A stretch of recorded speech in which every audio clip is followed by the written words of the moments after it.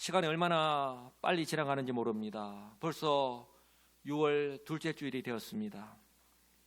하루하루 우리에게 주어진 시간을 소중하게 여기시고 특히 올 한 해 우리 하나님께서 우리 교회를 통해서 하시고자 하는 일들, 또 저와 여러분들이 계획한 그 모든 일들, 또 얼마나 또 하나하나 잘 감당하고 있는지 한번 중간 점검, 또 한번 돌아보아야 하는 그런 시간이 아닐까 싶습니다. 오늘 설교의 제목이 순종과 현실입니다. 아마 이 설교의 제목에서도 조금은 이렇게 느꼈겠지만 우리 성도의 본분은 하나님 말씀에 순종하고 또한 사명을 감당하는 것입니다. 그러나 저와 여러분들이 그 하나님 말씀에 순종해서 또 사명을 감당한다라고 해서 우리 앞에 놓인 현실이 마치 기다렸다는 듯이 그렇게 응답하는 것이 아니다는 것이죠. 쉽게 변화되는 것이 아니다라고 하는 것이죠. 때로는 내가 기대하는 것과 전혀 반대되는 그런 현상을 우리가 얼마든지 경험할 수 있다는 것이죠. 그럼에도 불구하고 그런 현실 속에서 나는 성도로서 또 어떻게 해야 될 것인가, 바로 오늘 말씀을 통해서 다시 한번 우리의 마음을 새롭게 하고 또 도전을 받는 그런 은혜의 시간이 되시기를 주님의 이름으로 축복합니다. 모세가요 이제 도망을 갔던 미디안 광야에서 하나님 명령에 순종해서 애굽으로 돌아왔습니다.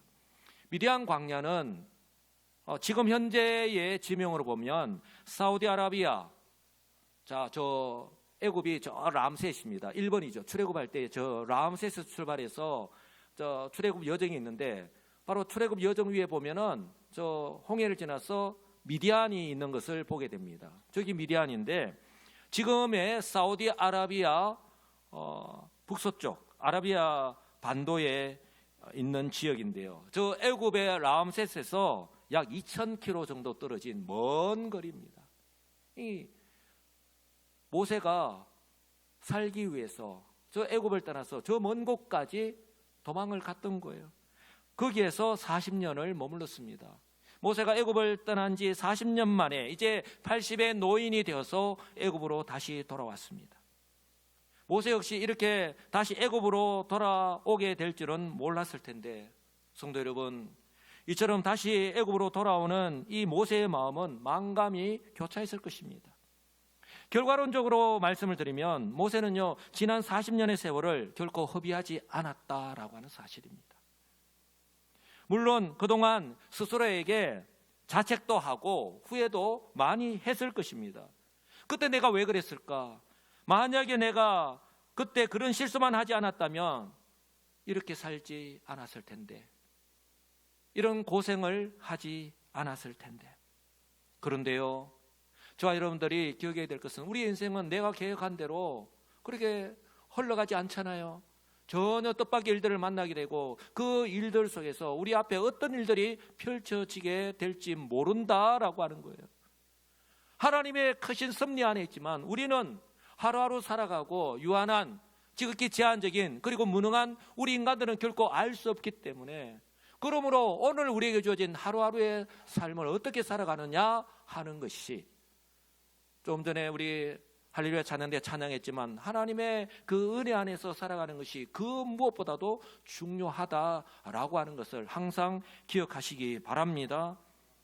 그런데요, 이처럼 40년이 지나도록 마음 가운데에 깊이 자리 잡고 있는 그 상처 때문에 그 어떤 것도 자신감을 가지고 할 수 없는 그런 상태에 있던 모세를 한번 따라서 할까요? 하나님께서, 우리는 환경이 그리고 시간이 지나면 모든 것이 변화되어지고 또 회복된다라고 그렇게 생각할지 모르지만 결코 그렇지 않습니다. 하나님께서 모세를 새롭게 변화시켜 주셨습니다. 우리는 지금까지 이 출애굽기 4장까지의 말씀을 살펴보면서 그동안 하나님께서 말씀하시고 또한 사명을 부여하실 때에 거듭해서 핑계를 대고 거부하는 모세의 모습 속에서 모세가 왜 저럴까? 우리는 그저 그렇게만 바라볼 것이 아니라 그 모습 속에서, 그렇게 반응하는 그 모습, 모세의 모습 속에서 모세가 그동안 참 많이 힘들었구나 하는 것과 또한 이것이 40년이 지났음에도 불구하고 여전히 마음속에 남아 있구나 하는 것을 우리가 동시에 느낄 수 있어야 한다는 거예요. 왜냐하면 오늘 모세의 모습이 어쩌면 지금 현재 저와 여러분들의 모습일지도 모르기 때문에 그런 거예요. 이런 일을 만나면 대부분의 사람들은 뭐라고 이야기합니까? 시간이 약이다라고 이야기하죠.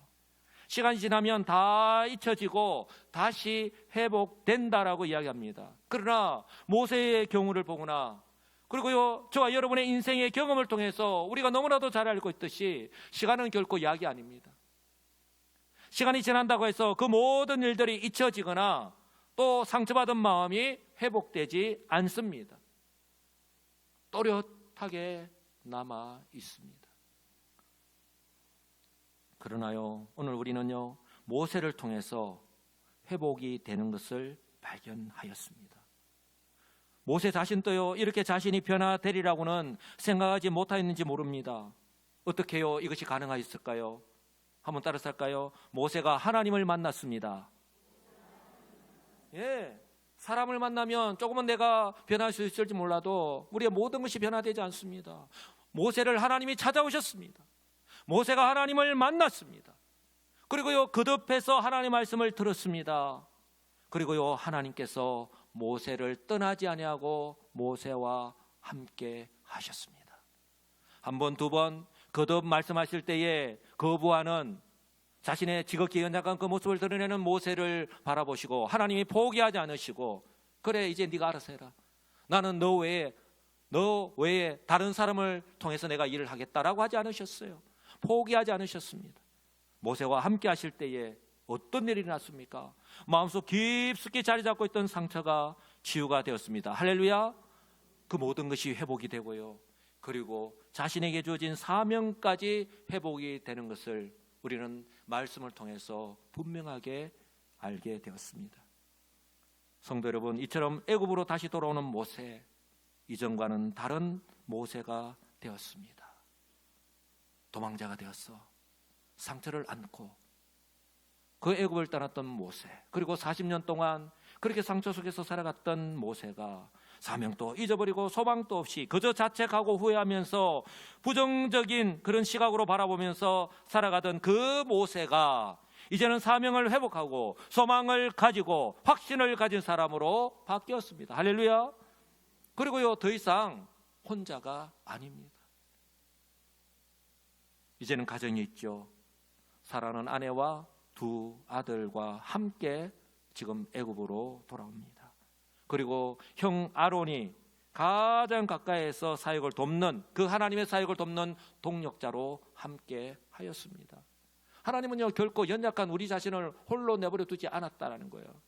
우리가 이 여수시민교회라고 하는 교회 공동체를 통해서 모였는데요, 옆자리에 함께 예배하는 우리 모든 성도들, 내 연약함을 너무나도 잘하시는 하나님께서 동력자로 세워주신 줄 믿습니다.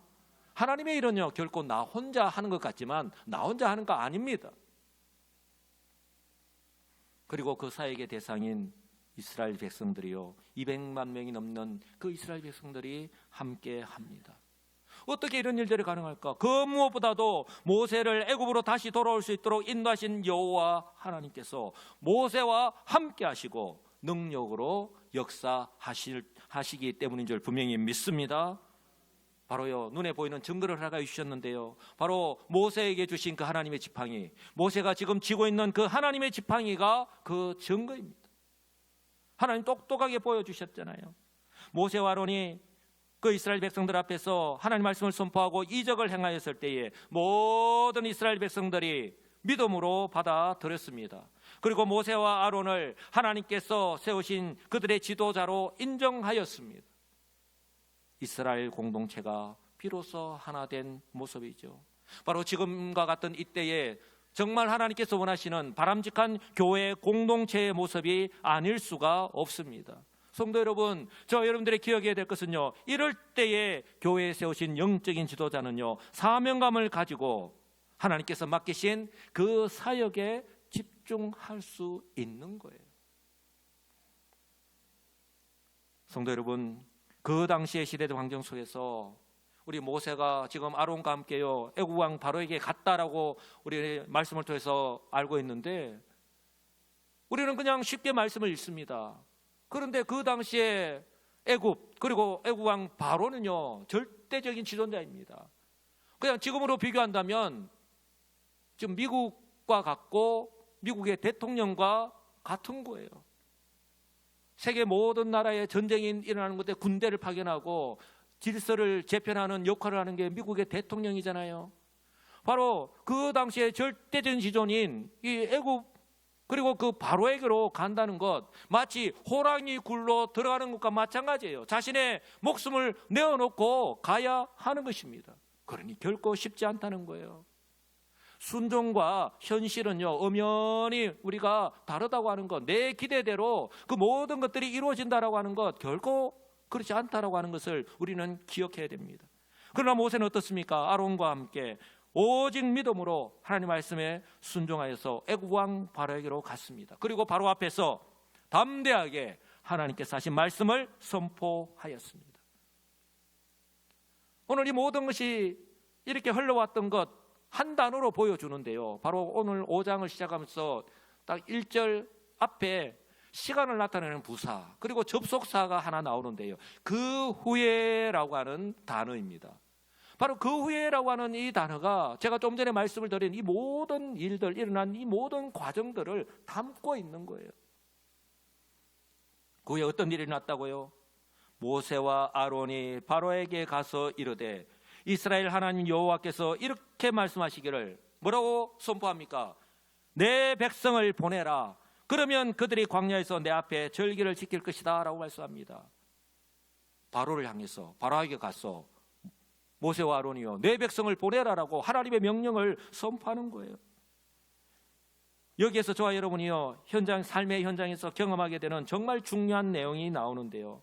이처럼 모세와 아론이 정말 말씀대로 순종해서 애굽 왕 바로에 가서 하나님 말씀을 선포하였을 때에 그렇다면 바로는 어떻게 반응하였느냐 하는 것입니다. 저와 여러분들이 올해 우리 교회의 표현, 우리 슬로건처럼 표대로 전도의 현장에서 하나님의 복음의 능력을 우리가 경험하기를 원하는데, 그래서 한번 결단하고 기도하고 준비하여서 우리 전도 현장으로 나아갑니다. 우리 전도회별로 또 내가 작정하였던 전도의 대상자들에게 정말 저들에게 이 하나님의 생명의 말씀을 복음을 전해야지 라는 그런 마음을 가지고 순종하는 믿음으로 그들에게 갑니다. 그러면 그들이 그런 우리들을 어떻게 맞이합니까? 오늘 바로는 이 모세와 아론을 어떻게 맞이하였죠? 그들의 반응이 어땠습니까? 모세를 환영하였습니까? 저 여러분들이 갈 때 왜 이제 왔냐고 기다리고 있었습니다라고 환대합니까? 모세의 말을 경청하고 모세가 말한 그대로 행하였습니까? 그렇지 않습니다. 오늘 2절의 말씀을 보십시오.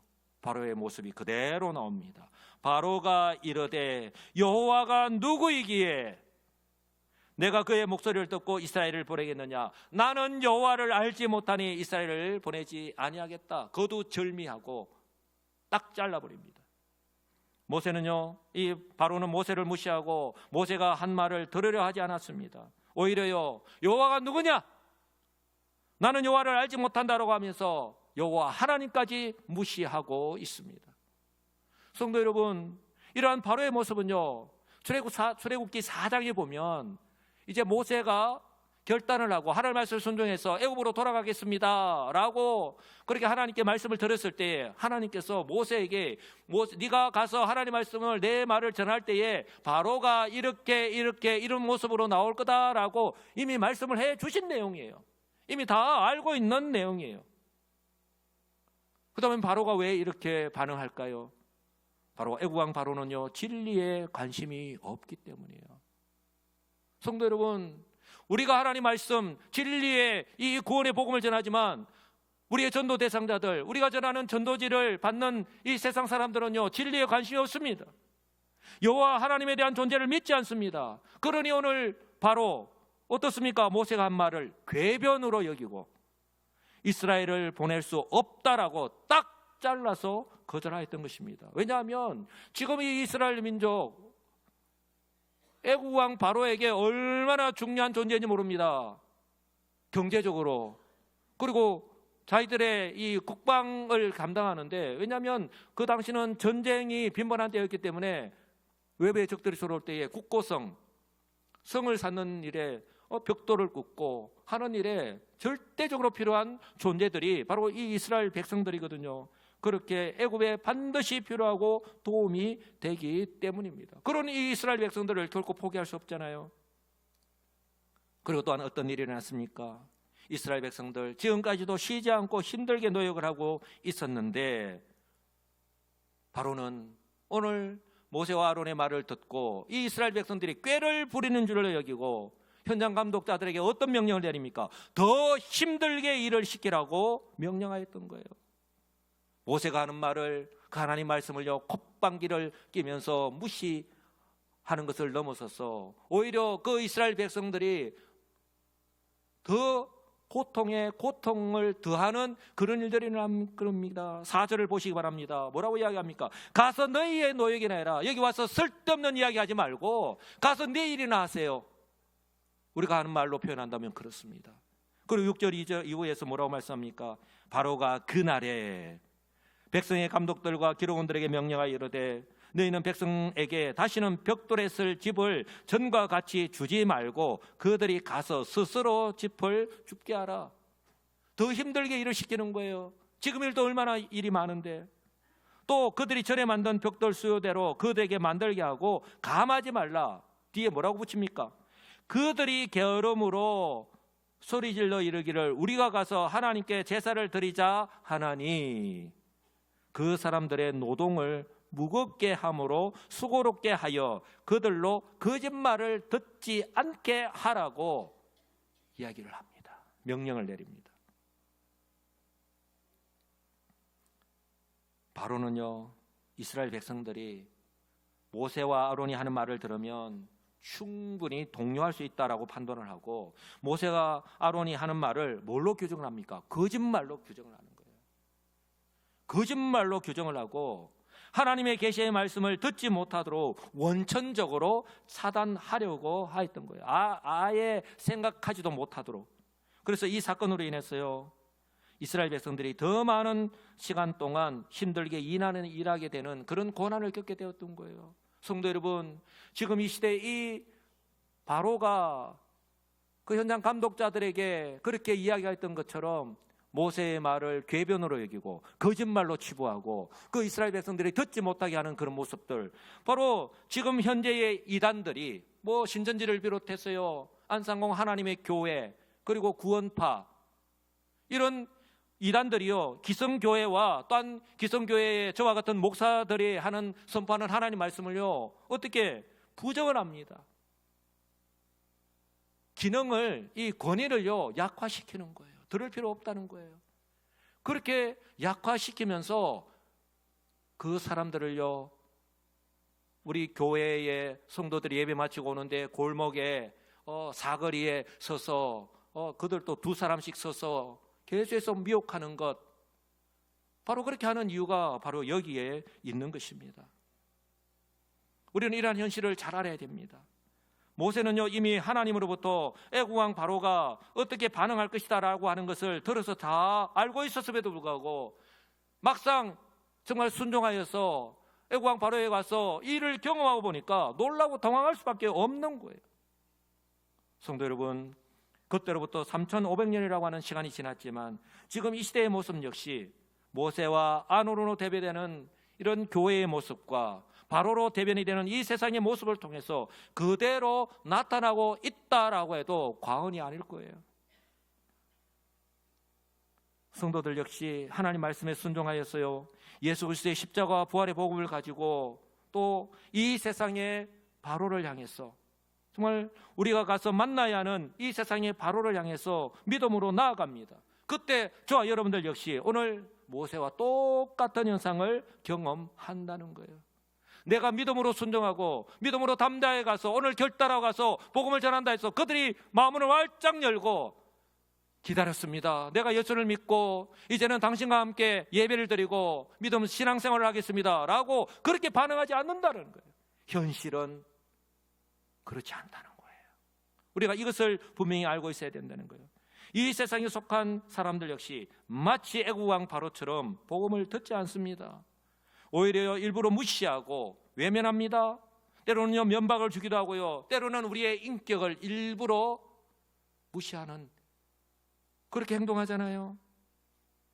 오늘 모세가 경험하였듯이 그들이 이렇게 반응할 것이라는 것을 저와 여러분들 역시 다 알고 있습니다. 그러나요, 막상 전도 현장에서, 막상 우리 전도 대상자들에게 정말 작정하고 가서 이렇게 행했을 때에 이런 일을 경험하면 뭐 그럴 수 있지, 나는 각오하고 왔어, 얼마든지 이런 일이 일어날 수 있지, 그리고 쉽게 이렇게 받아들일 수 있습니까? 우리가 인간인지라 기분이 나쁘잖아요. 기분이 상하잖아요. 기분이 나쁠 수밖에 없고, 때로는 또 어떤 마음까지 듭니까? 내가 이런 일을 당하면서까지 내가 복음을 전해야 되나, 그런 마음이 들기도 하고, 때로는 이런 일들 때문에 마음이 상할 때도 있습니다. 성경이 그렇게 말씀합니다. 결론적으로 말씀을 드리면요, 한번 따라서 할까요? 그럼에도 불구하고 성도는 복음 전하는 것을 포기해서는 안 됩니다. 아멘. 예. 그럼에도 불구하고 성도는요 복음 전하는 것을 포기해서는 안 됩니다. 만약에 모세가요 아론과 함께 오늘 바로에게 이 말을, 이런 면박을 받고 이런 대우를 받았다라고 해서 포기하고 말았다면 이스라엘의 구원은 어떻게 되었을까요? 물론 하나님께서 그렇게 하시지 않겠지만 모세는요 포기하지 않았다는 거예요. 그 하나님의 약속의 말씀을 믿고 포기하지 않고 그대로 순종하는 모세의 모습을 우리는 이제 5장 이후에 있는 말씀을 통해서 너무나도 잘 알고 있습니다. 왜 그렇습니까? 이것은요 내가 해도 되고 안 해도 되는 선택의 문제가 아니라 반드시 해야 된, 성도라면 하나님의 은혜로 구원을 받은, 내 능력이 아니라 내가 자격이 있어서가 아니라 하나님의 은혜로 구원을 받은 성도라면 반드시 해야 되는 맡기신 본분이자 사명이고 바로 하나님의 명령이기 때문입니다. 할렐루야. 그리고요 이것을 꼭 기억합시다. 여러분, 마음 약해지지 않도록요, 내가 큰 믿음의 결단을 해서 하나님 말씀대로 순종해서 복음을 전한다 하더라도 이 세상은, 전도 대상자는 마치 나를 기다렸다는 듯이 그렇게 환대하지 않는다라고 하는 것, 이제는 아시고 대비하시고 가셔야 된다는 거예요. 왜냐하면 그들 역시 모세가 만난 애굽의 왕 바로처럼 진리를 알지 못하기 때문이에요. 그러니 복음의 귀를 기울이지 않습니다. 오히려 아전인수격으로 자기가 듣고 싶은 말만 듣고 하고 싶은 말만 합니다. 그러므로요 때로는 문전박대를 당하거나 욕을 먹는 등의 마음이 상하는 일을 얼마든지 겪을 수 있습니다. 그러므로요 이러한 현상을 한번 따라서 할까요? 당연하게 여기겠습니다. 예, 이거 알고 가야 돼요. 이런 일을요 당연하게 여겨야 합니다. 그러니 이제 마음도 상하지 마시고 오히려요 손자병법에서 지피지기면 백전백승이라고 말하고 있듯이 우리도 이제 대비해야 되는 거예요. 사단마귀와의 피할 수 없는 이 치러야 하는 이 영적인 전쟁에서 승리하기 위해서 한번 따라서 할까요? 더 철저하게 하나님의 말씀으로 무장하고요 기도로 준비하는 것이 필요합니다. 소위 말하는 내공을 쌓아야 하고요 그리고 전략을 수립해야 되는 거예요. 그리고 사도 바울을 통해서 하신 이 말씀을 저와 여러분들이 마음에 새기고 우리에게 허락하신 이 기회를 놓치지 않고 복음을 전하시는 우리 성도님들이 되시기를 주님의 이름으로 축복합니다.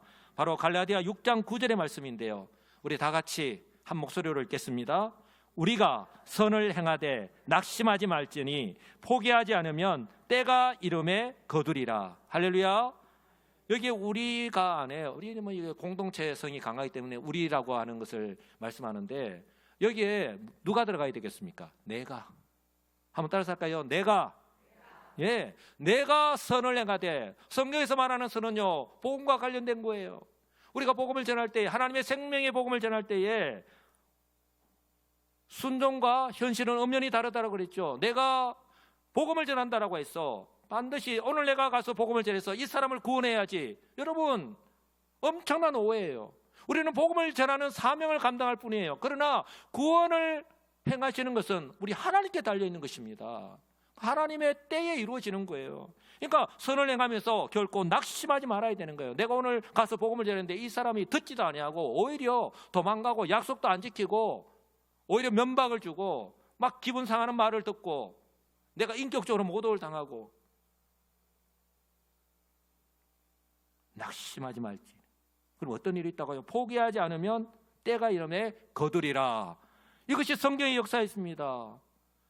이 말씀대로 바로 어느 순간 우리가 전혀 기대하지 않았던 어느 날 바로 복음의 열매를 거두게 되는 것을 목도하게 될 줄 분명히 믿습니다.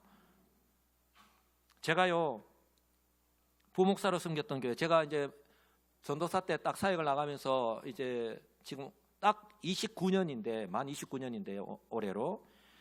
제가 부목사로 이제 수도권에서 섬겼던 교회. 그래서 지금은 이제 목사님이 되신 그 당시에 이제 집사님으로 여 집사님 남편의 회사에 찾아가서 복음을 전했던 일화를 한번 말씀을 드리고자 합니다. 남편은 서울대 경제학과 출신의 엘리트였습니다. 그 당시에 지금부터 한 20년, 뭐 20년, 3, 4년 전이니까 뭐 그때만 하더라도 지금도 그렇지만 서울대 경제학과 출신이라면 엘리트 아닙니까?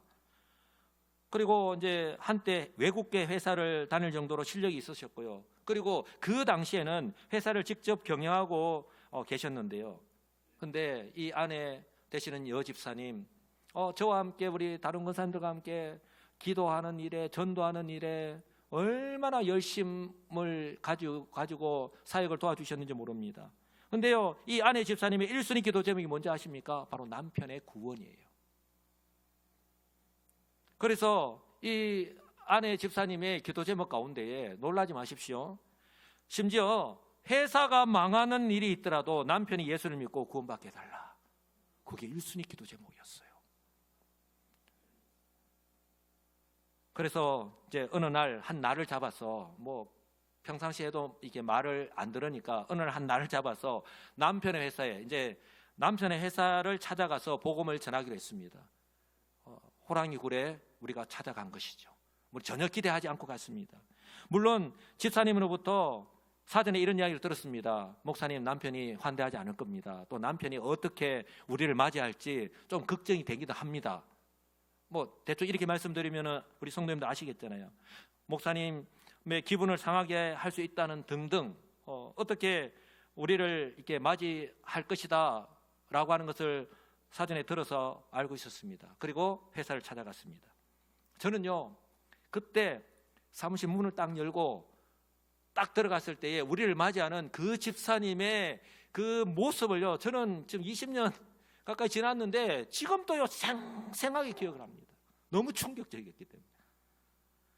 저를 비롯해서 전도대원들을 바라보던 그 눈빛을 저는 잊을 수가 없습니다. 분명한 것은 먼 길 오시느라 고생하셨습니다. 아이고, 복음을 전하는데 얼마나 고생이 많으십니다 라고 하는 그런 위로의 눈빛, 그런 사랑의 눈빛은 분명히 아니었다라고 하는 거예요.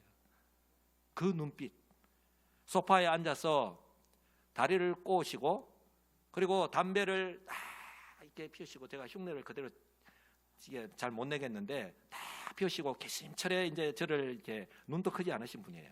이게 이렇게 바라보시는 그 모습, 그러면서 한번 복음을 전하려면 한번 전해봐라, 내가 꼼짝이나 하나 봐라 하는 완벽하게 대비하고 있는 그 모습을, 우리를 대하는 모습을 아직도 저는 생생하게 기억을 합니다. 그럼에도 불구하고 저와 뭐 전도대원들 어떻습니까? 대접받으려고 간 게 아니잖아요. 목적이 분명하잖아요. 복음을 전하기 위해서 갔습니다. 만약에 내가 기분 나빴다면,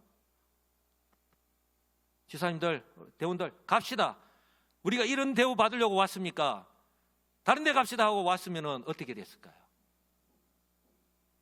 그럼에도 불구하고 우리는 조금 더 당황하지 않고, 속으로는 당황했죠. 그러나 조금 더 당황하지 않고 담대하게 복음을 전하고 돌아왔습니다. 그리고 얼마의 시간이 지났습니다. 그런데요, 놀라지 마시기 바랍니다. 정말 놀라운 일이 났습니다. 기쁜 소식과 나쁜 소식이 동시에 일어났는데요, 나쁜 소식은 예상할 거예요. 회사가 망했습니다. 회사가 망했습니다. 회사가 문을 닫았습니다.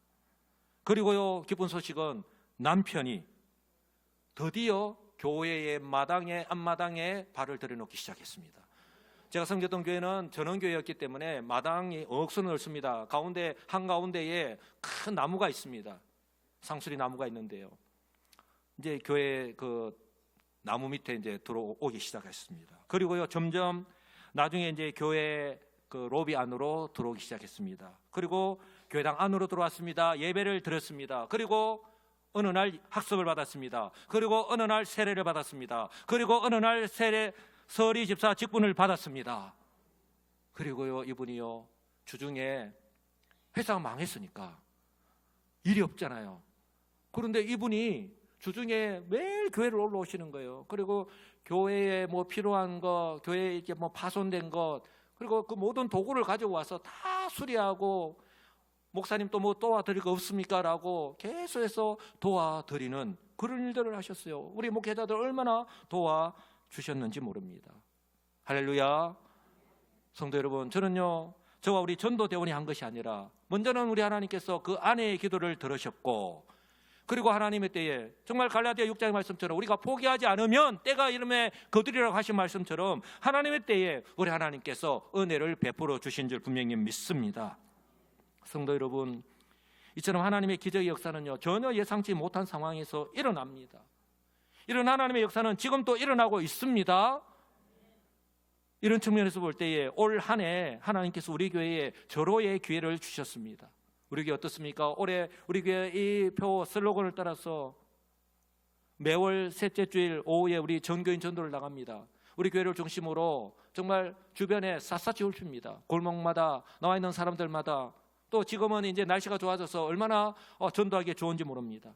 그리고 지금요, 우리 각 전도회마다 우리 이렇게 전도 나갈 때에 저 전도회는 이런 물품을 가지고 전도 나가니까 우리 전도회는 또 다른 물품을 가지고 전도 나가야지. 그렇게 전도 용품을요, 각 전도회마다 만들어서 또 시간을 내어서 따로 시간을 정하여서 전도하기도 합니다.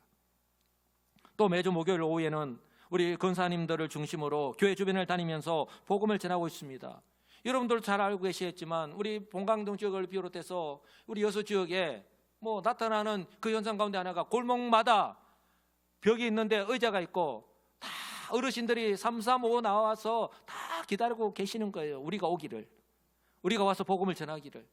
지금은 날씨가 좋아져서 얼마나 복음을 전하기에 좋은지 모릅니다. 정말 복음을 전할 수 있는 절호의 기회가 아닌가 모르겠습니다. 그러므로요, 바라기는 바로 지금 이때에 우리 교회에 허락하신 그 기회를 놓치지 않기를 주님의 이름으로 축복합니다.